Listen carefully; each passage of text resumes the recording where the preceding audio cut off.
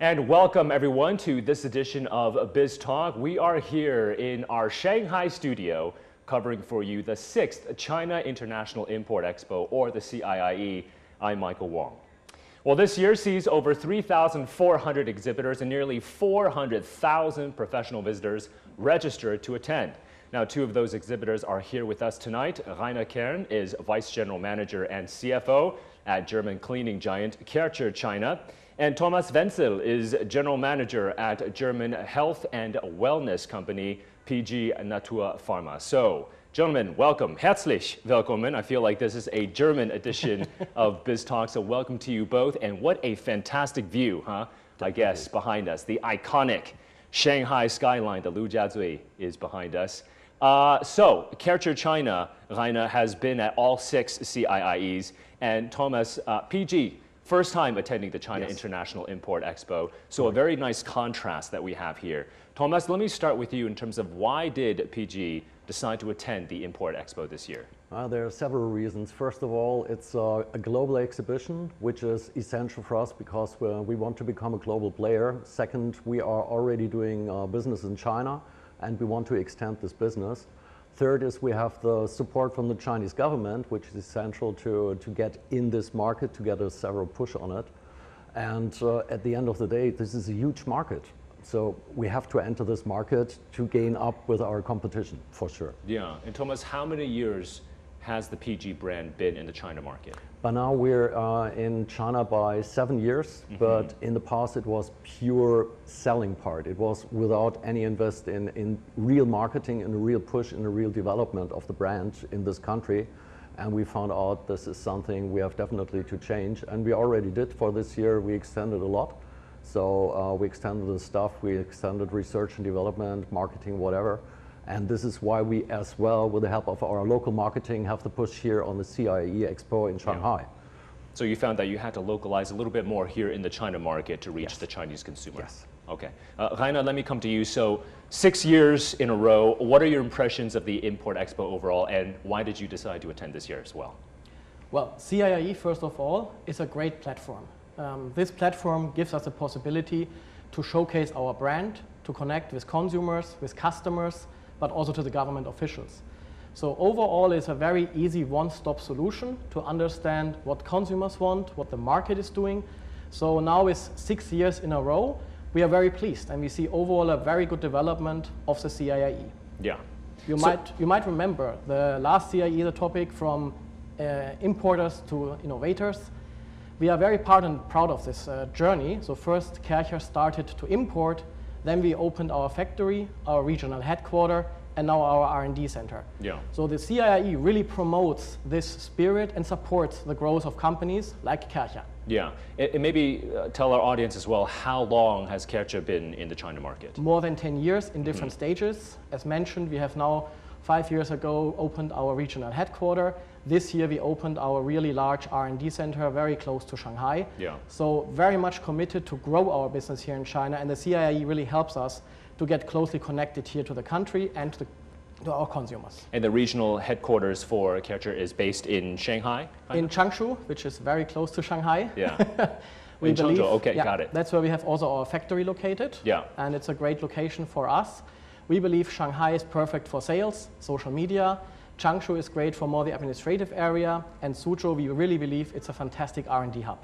Absolutely. And we're going to get to social media in just a second, but like you mentioned, the CIIE, of course, this is a major platform to showcase products and services from all around the world and to connect with Chinese businesses. But I would add, not only to connect with Chinese businesses, because many of the executives that I've spoken with here at the Import Expo, it's about connecting with brands from all around the world. So you might meet, for example, businesses from China, buyers from China, but also buyers from other countries are here, right? That's why it's called an International Import Expo. And you might have, for example, a German company perhaps doing a deal with a company from Oman, or let's say the UAE, etc.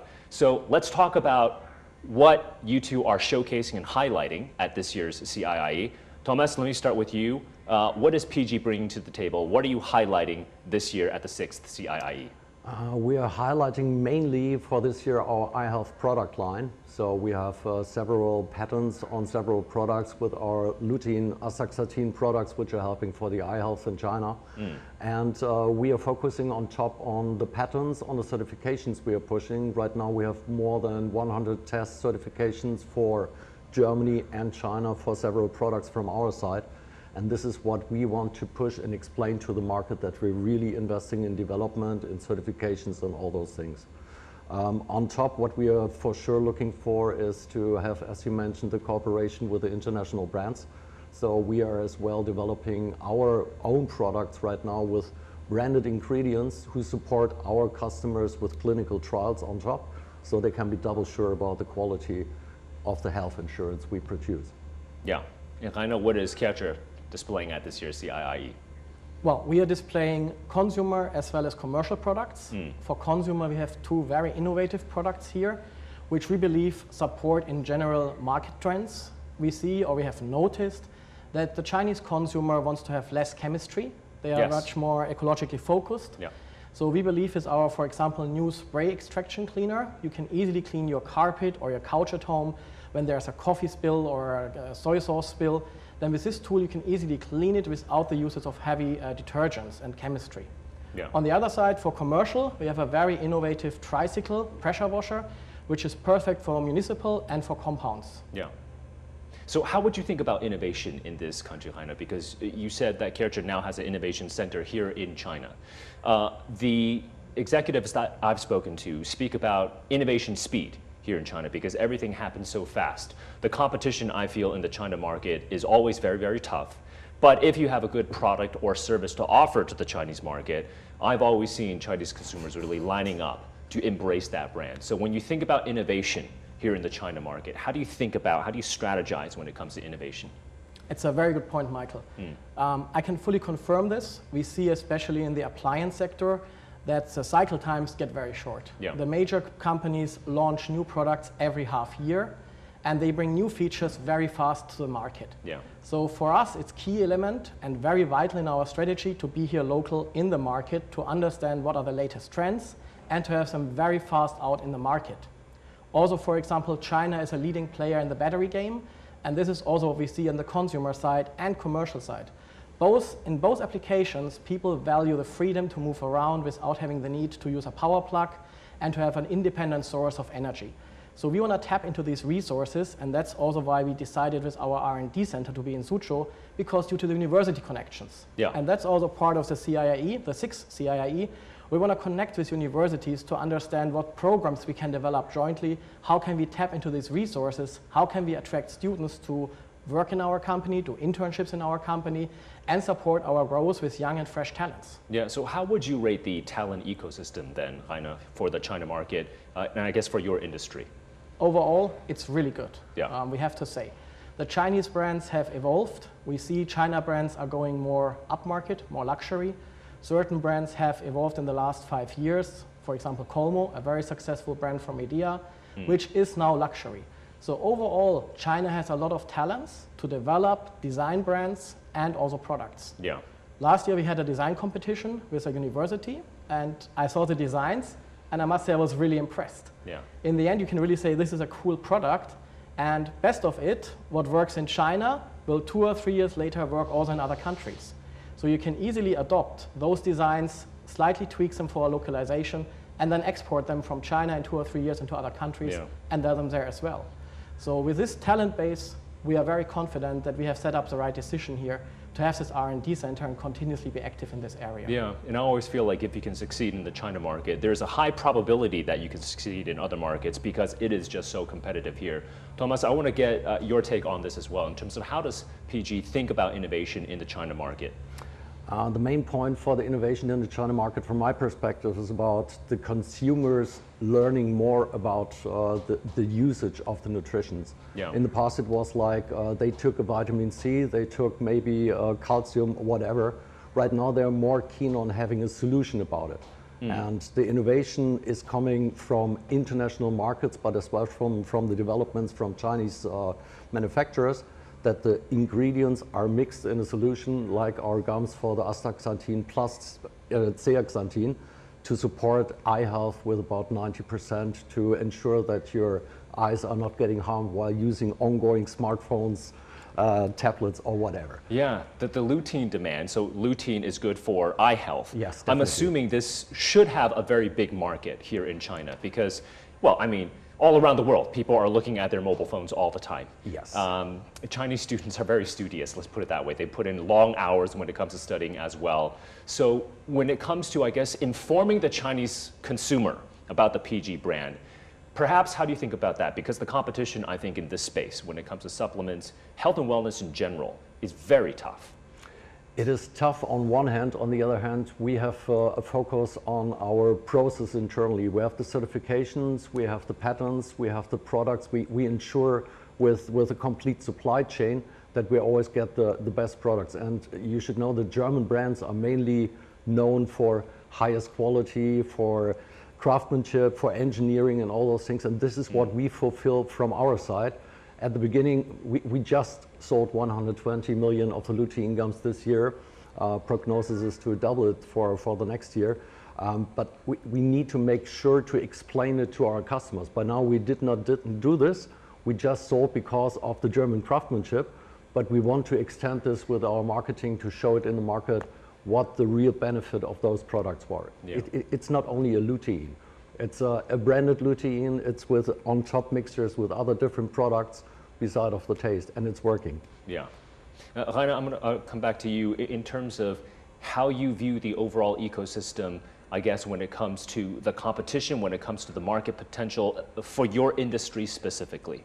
Where do you see that in terms of the cleaning industry, I guess, innovative devices going forward? What's the market potential like for China? Because your products and services, it applies for households, for commercial buildings, for gardens, and even Mount Rushmore, I think, right? I think Yes, correct. Kaercher can Yes. also clean Mount Rushmore, Yes. so I guess you can clean skyscrapers. What about all the skyscrapers that we see behind us in Lujiazui? Can Kaercher take care of that as well?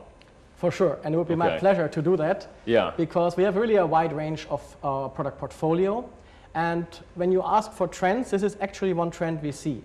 Customers are asking for package solutions. They are not only asking anymore for an individual product, Yeah. they come with a cleaning need, exactly as you describe it. They say, we have this huge skyscraper, how can we keep it clean? Yeah. Please tell us what is the best way, which products to use, which detergents, and how to manage our fleet of appliances, of devices. And this is what we see as a major trend and where we want to tap into, also with local development here, for example, of software solutions, how to manage the robotics, robotic cleaning, but then still not everything can be cleaned by robotics. So you have to use somewhere people, labor. Yeah. And that is a question how to most efficiently use these labor forces. Yeah. Because labor costs have gone up. So for most of our commercial customers, it is a fact, how many people do I need to operate and to clean this building? Yeah. And the less, the best. Yeah. And how do you think about the China market, Rainer? Because the China market is absolutely massive. So here, I guess, in the Yangtze River Delta region, this is quite a developed part of China. But are you thinking about maybe breaking it down into various regions, right? So you have maybe the larger cities, the medium-sized cities. Are you in only the larger cities, or are you across all around the country? All around the country. All around the country. China is a Okay. 1 billion people country, Yeah. and it offers significant potentials in all areas and in all cities. Yeah. And the basic cleaning demand is pretty much everywhere the same. There's no difference between a Shanghai household or a Wuhan household. There's everywhere the same need for having a clean and safe environment. Yeah. Chinese people really pay attention to this. When you look at families, how to raise children, they are very picky about how to treat those kind of things. Yeah. When you have a baby, you want to have a solution where you can clean your floor in the best possible way without chemistry, because your baby will crawl on the floor. Yeah. So we have developed steam cleaners, and we just presented a very innovative steam cleaner here as a CIIE, which disinfects the floor with hot steam. Yeah. And in this segment, we are a market leader, and we continuously evolve this. We check how much steam is needed, what is pressure needed to really reach the best result for cleaning, also which surface, which scrubbers are needed. We are looking into those details because this is actually what our customers expect from us. Is that steamer robotic? Is that autonomous, or do you need a person? At the moment, this Yeah. one still needs a person. Yeah. Because, for example, when you want to clean your kitchen, Chinese are cooking heavily with oil, so Yeah. it's very greasy.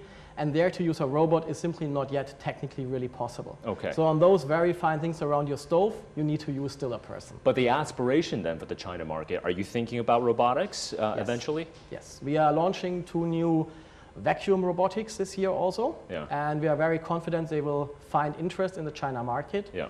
We have developed the AI system for those ones. So we test them, we train them, because we want to really make sure that they can go under very complex furniture shapes, that they recognize when is a carpet, when is a wooden floor, adjust the cleaning power, adjust the suction power. Yeah. And we are also looking into hybrid devices. Yeah. We are seeing that the Chinese consumers are not only asking for one device because space is limited, so they want to have combined devices which offer better benefits, Right. hybrid devices. Okay. And Thomas, are you thinking about different regions across the China market, or are you thinking of maybe targeting the urban centers first and then going more towards the smaller, more medium-sized cities? Our target on the long term is to be the one-shop solution, more or less, for the health for the complete family everywhere. Not only in China, worldwide, but first right now we're targeting China. Yeah. And as we're using for mainly the online business with Tmall and other platforms, Yeah. this is why we reach everybody in China. Yeah. And this is our target as well. So we are not regional. We have to take care of each person in the smallest village, whatever. Yeah. And speaking of the online platform, so China, of course, has a massive e-commerce presence. This is, I would say, one of the largest e-commerce markets in the world. Something I think that is still relatively unique to China is something called live stream e-commerce. So basically, these are live streamers on social media platforms, influencers selling a brand, telling a story to get a product message across. Are any of your brands thinking about that? So Thomas, let me start with you. Is PG thinking about live stream e-commerce to really get the message out? We are already doing this, Okay. and at the 8th we're going to have at the CIIE another event with Tmall together already, because Tmall is right now pushing the 4th meal, which means to add on the nutritions to the normal food, because the Chinese are working so hard, they're not taking care too much about nutrition, and we get the 4th meal to them with the help from Tmall, and we are focusing then with the 4th meal on the eye health. But we are doing definitely, and this is working pretty good. This is one of the things which is really pressing in China, how this market is growing with this QL business. Yeah. I like. Rainer, I'm going to come to you with the same question when it comes to live stream e-commerce. But Thomas, first of all, maybe explain to our audience, what do you mean by the 4th meal? Wow, it's quite simple. When you take a look, a normal worker is working whole day long and very, very hard in China. Yeah. So they're not really taking care about which kind of food they just go for a noodle, they just go for anything beside of salad, whatever, which is healthy, which is needed for the body. And this part is missing. So the 4th meal means that you get a nutrition on top to really fill up your body with the ingredients your body needs to have a healthy life. And this is seen by Tmall, and this is one of the points as well where we have been on the CIIE to meet with Tmall. And we see this is an innovative idea coming from China, which we can use as well to promote our brand, our products. So I really like this. Fantastic. Sounds good. Rainer, same question to you in terms of the potential of live stream e-commerce, because when it comes to live streaming, you can buy all kinds of products and services online. So I bought, for example, coconuts, coconut water, different kinds of foods, pastries, cakes, beef patties, and of course, even a vacuum cleaner. So even though things, I mean, you get the whole range, right? You have relatively cheaper products all the way to very high-tech and pricier products you can find on live stream e-commerce. Again, as long as the brand is positioned well, as long as the narrative, the storytelling is good, I think you can engage with the Chinese consumer. What about for your products, for Kaercher? Would you consider live stream e-commerce? Well, you made a very good point, engaging with the customer, bringing a story to life. So yes, we are doing live streaming very successfully already for a long time. We are on all of the major platforms, JD, Tmall, Redbook, TikTok, and it's actually very successful and it's growing strongly. But I would say we even go one step further, because to build that story, you need to understand how does a customer use the product. You need to build a use case around your product.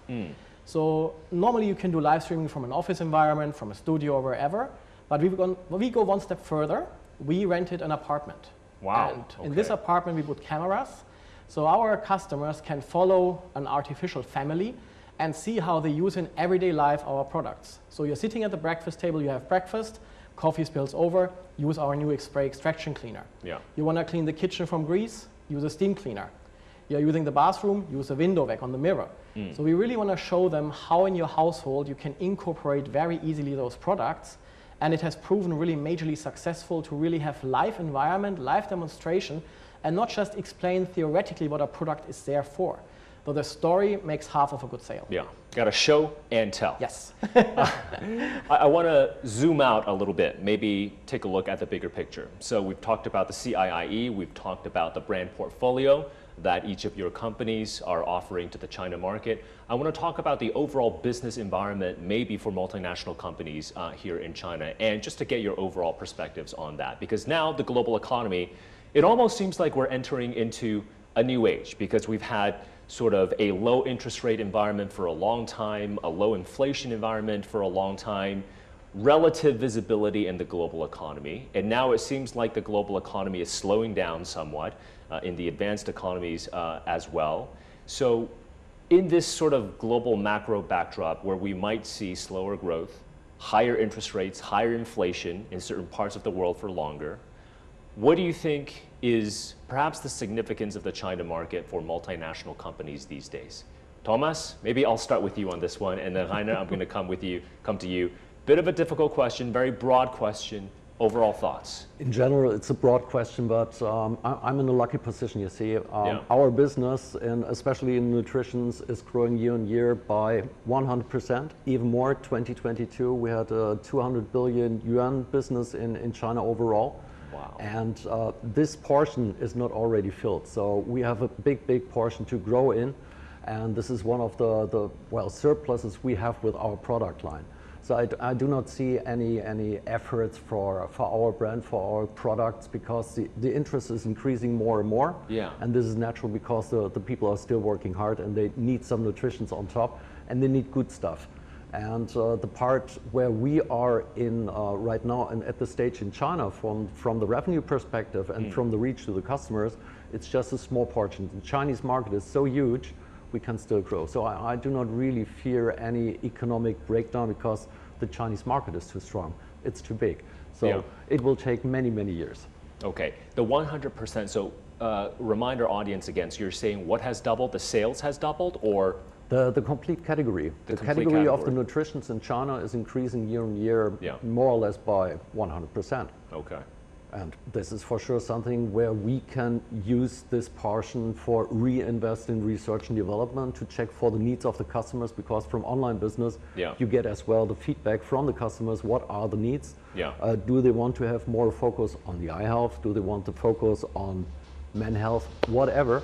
So there we can focus on, and this is what we do as well by investing. For example, right now for this year, we started with a Nobel Prize leader, with Kaercher, and he's one of the top people in the world who has perfect knowledge about microbiologically efforts, and he will support us with this. And I think the market is not closed for us. It will be a big growth in the future as well. Yeah, it's a huge market. I mean, when you think about health and wellness, perhaps you might be thinking about the premium segment of the market, or maybe higher income consumers, but that may not be true, right? Middle income, obviously, I think also a huge target. But are you segmenting your consumers like that, or do you not even think about it that way? No, we're not thinking about that way. We're more thinking about the different stages of life. So we're thinking about babies, young people, grown-up, teenagers, eye health, whatever, the gamers. We're thinking about pregnant women. We're thinking about aftercare for the people, even up to the old point. When you have efforts with the joints, take our products. We help. Gotcha. Okay, Rainer, I'm going to come back to you to that very big question. The overall significance of the China market for MNCs, what do you think? Overall, China is a 1 billion country, and it's still growing. People evolve, the population is evolving, the needs are there, and they also develop. So I think for every MNC, it's an interesting place to be in. But of course, we need to understand how to play in that field.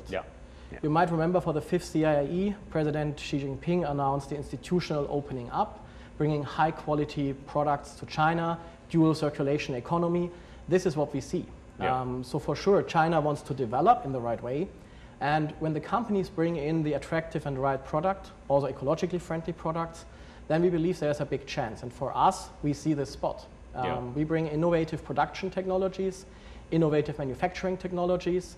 We are currently trialing a pea-based foam system to package our goods. We are checking the printing of the paper boxes. How can this be ecologically friendly?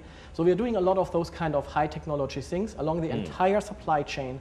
And I believe this is very well perceived, not only here by the consumers, but by the entire across the society. So you brought up the sustainability theme, Rainer. I'm going to come to you as well, Thomas, when it comes to sustainability, but I want to get your take on this because innovation, that courses through the entire Import Expo, but sustainability, green development is also a major theme here at the Import Expo. Just overall, China has its dual carbon goals, right? So peaking carbon emissions by 2030 and then carbon neutrality by 2060. And that also means China must achieve carbon neutrality at a much faster rate compared to many of the advanced economies. So when it comes to sustainability, I feel like this needs to be a whole nation effort. But my question, I guess, is are Chinese consumers, are they really placing a premium? Are they informed about the sustainability aspect? Do they value in terms of engaging with and buying a sustainable product? What do you think? It's about the communication. How do you communicate those benefits to your customers? How do you promote those kind of features? So for example, the CIIE was again a great platform for this. We have started an alliance with competitor brands of us to promote ecologically friendly products and to bring them to the China market and to also foster the development here. And this group of companies promotes the services, promotes the ideas actively. And we all stand behind this idea because we all believe in this is a very important topic. Now, of course, when no one shares and reports about these kind of things, people will not know it. And that's why for us, public relations, communication of these features is very important. And for example, Kaercher assumes 2025 to be carbon neutral in our manufacturing process. So we are actively driving out those kind of things. We are looking into renewable energies. We are looking into how to manufacture the process better. So overall, we are really committed to be part of this initiative and to drive the ecologically thought throughout the entire supply chain and not only the product. Absolutely. Thomas, how do you think about sustainability? How does it relate to PG? It's definitely relevant for us because we are based in Germany, so within the EU, so we have a lot of rules to follow up, and EU is pushing very, very hard on this part. This is why we have to develop our products as well for the Chinese market with a sustainability, definitely. What you ask about the Chinese customer, if they really understand about this part, I think yes, because you have a very high education right now in China, and more people know about the environment, and they want to have a healthy environment for the children for the future as well. And I think Chinese people are definitely not stupid, yes. You know, I was speaking earlier to our senior partner from Bain, and he was talking about perhaps thinking about a second home market for multinational companies in China. Rainer, what do you think about this comment? Should MNCs consider perhaps China as a second home market given the market potential of this country? It's a very interesting question because indeed, China is too different to consider it as under one home, in my view.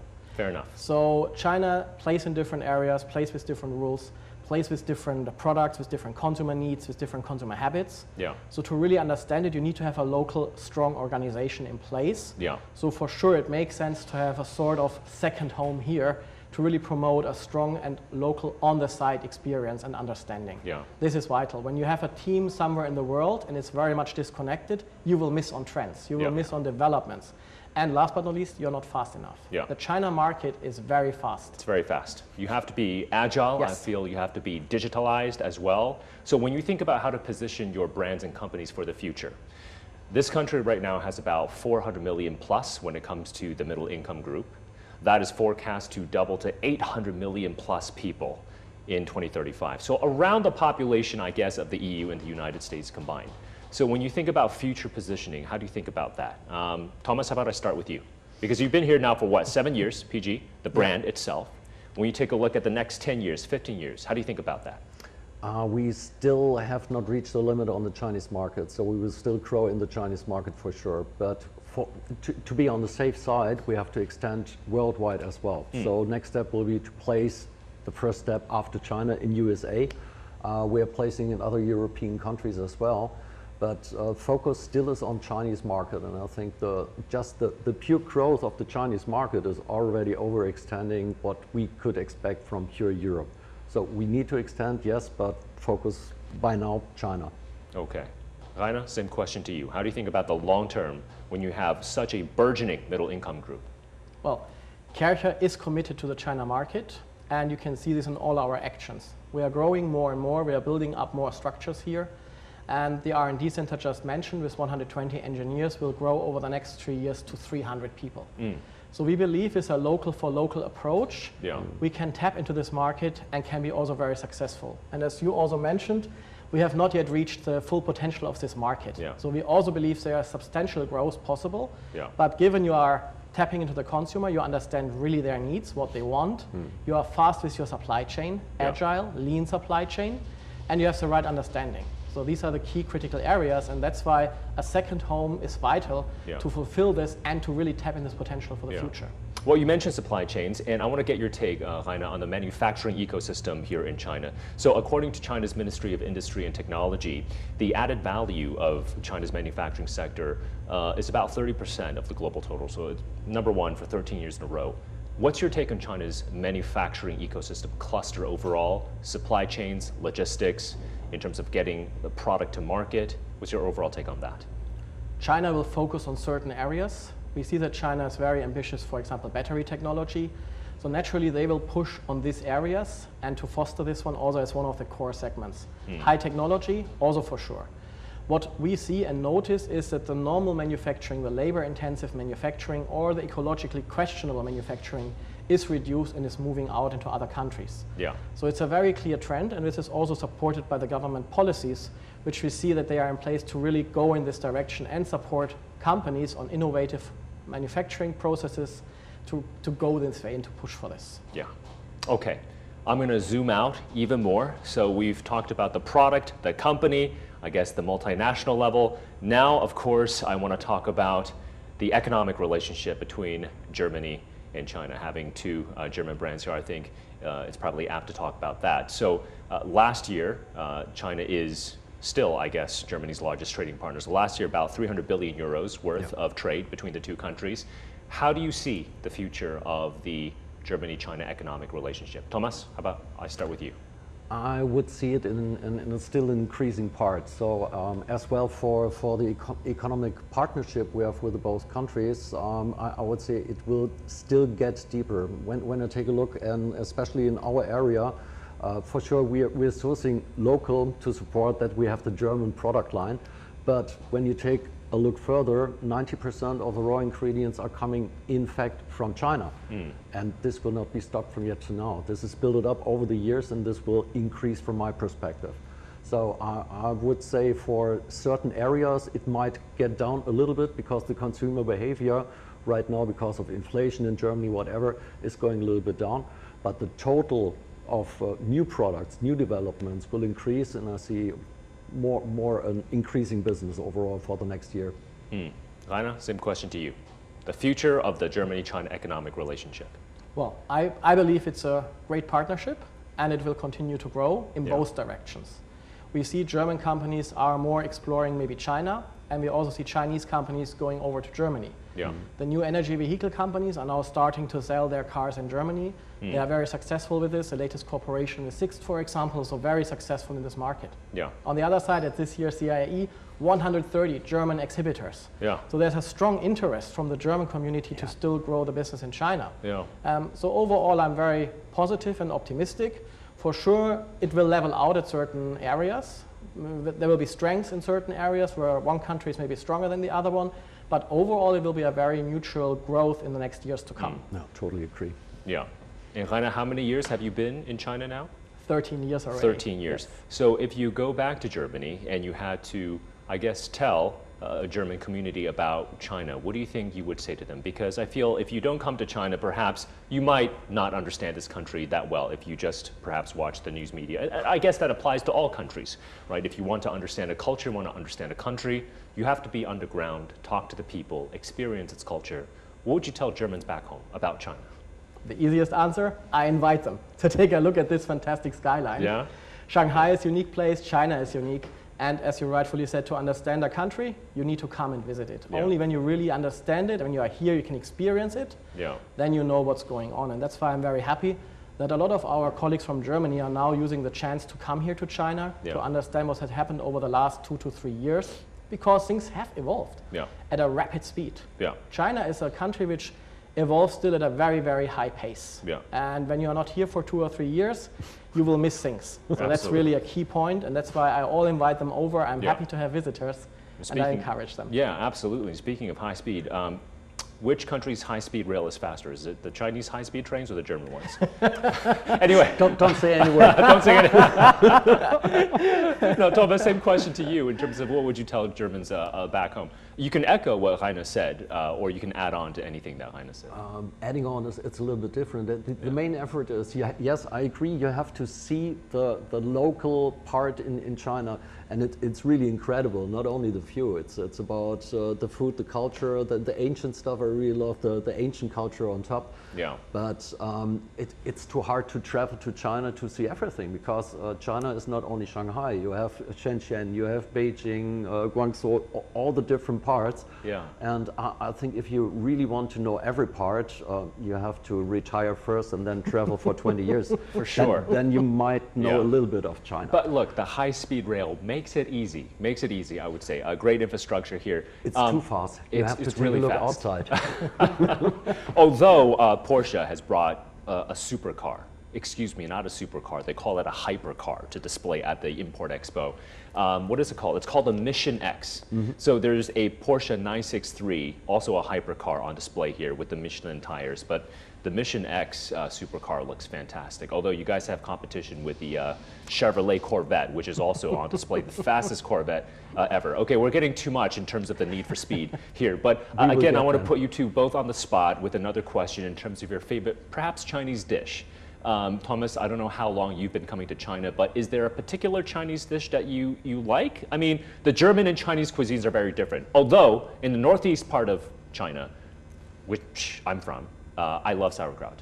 Oh. So that is a common Really? thread, I think. Okay. I absolutely love sauerkraut. So we put it in dumplings, we put it in hot pot. It can be stewed, it can be stir-fried. I love it.